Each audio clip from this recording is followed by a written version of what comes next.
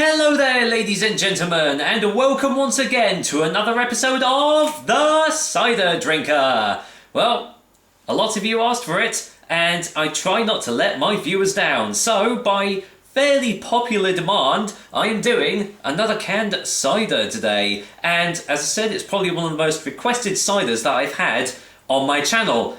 I am talking about this one here, K Cider.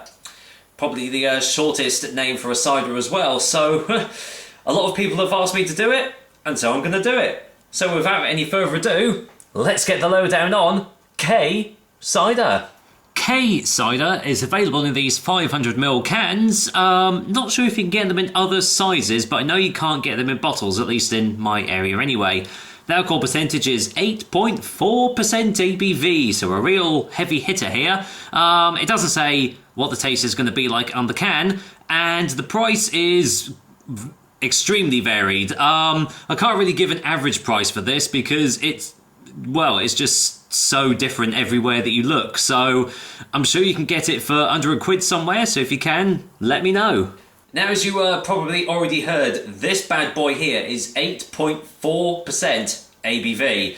That's stronger than Henry Weston's Vintage, which is 8.2%. So, for a long time, I thought this was the strongest cider that you could actually buy in a supermarket or actually just like drink anywhere. But a little while ago, I actually had that Gota cider from Sweden, and that was 9%. So sadly, K Cider has been knocked off the top spot as being the strongest cider, like for ABV and stuff. Obviously, not including white ciders and stuff in that, because I'm sure you can get some stronger. I don't really have much else to say about this. It just says on the bottom of the can there, the mark of quality. This is coming from the Shepton Mallet cider mill, which is responsible for producing, like, you know, distributing the Gamers, Salter ciders, a couple of white ciders as well. Basically, a large variety of ciders that you've probably seen in like shops and supermarkets are probably made by Shepton Mallet Cider Mill. If not, they're made by InBev or something similar. Premium liquids of a superior quality have always been marked with a K, so when you want the ultimate in quality, look for this K. That's the only description that you get. Well, as 4.2 UK units, technically, I can't drive after having this can, but then I'm not driving tonight anyway, so what does it matter? And as always, no fat women. God damn it, my petition still isn't working. Anyway, that joke's never going to get old, is it? Right, let's dig into this. Let's get this can cracked open. And let's just see what I make of it. I've heard differing opinions on this, so I'll see what I make of it. Let's go in for the whiff.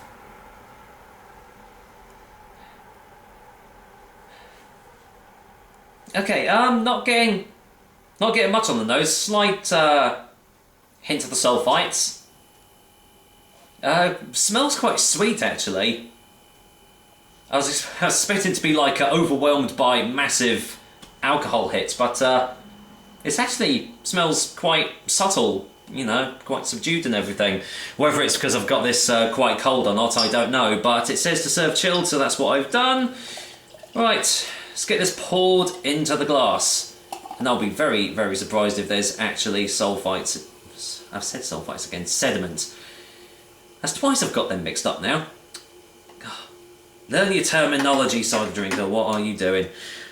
Right, let's go in for the colour test. Quite heavy carbonation, as you can see. Not sure if that's going to dissipate or not, but it's quite a dark colour, quite dark amber colour, as you can see.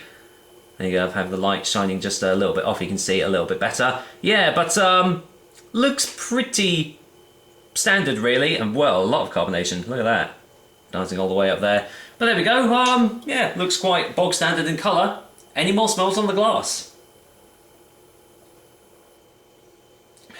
Not really, just getting, it almost smells a bit typical, really. It's a slight off-dry note to it, a little hint of the sulfites. Smells just like just a bog standard 4.5% ABV cider, which is kind of worrying because it is like double the strength.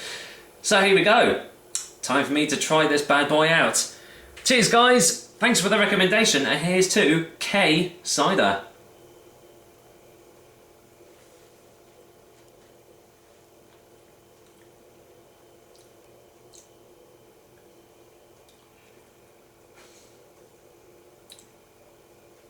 That doesn't taste strong. Wow, that does not taste strong at all. Let's get a second opinion.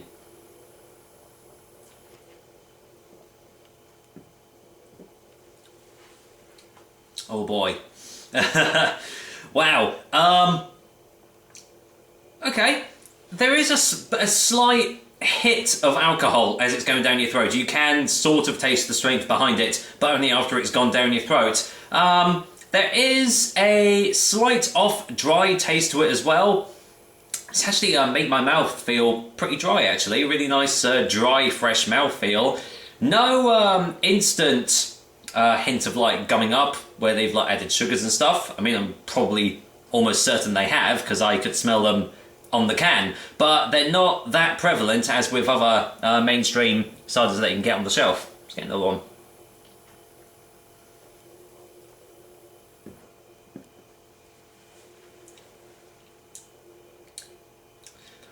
It's almost got sort of a smoky taste behind it. Quite bitter on the initial taste as well.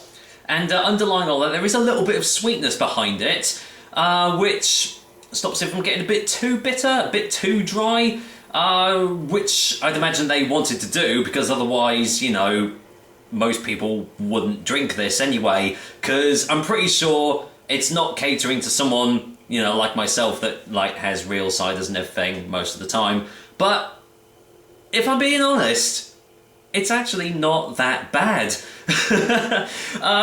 Obviously I have no preconceptions when going into doing a cider review, but sometimes the name kinda, you know, you get ideas in your head as to what it's going to actually be like. But to be honest, despite the negativity that some you know, that this cider gets, it's actually not too bad of a drink.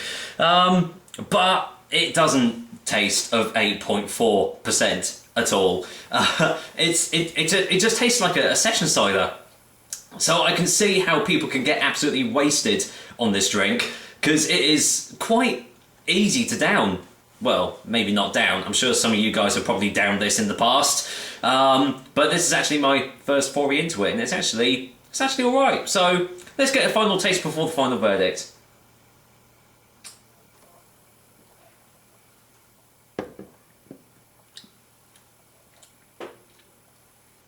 Yeah, it's not bad.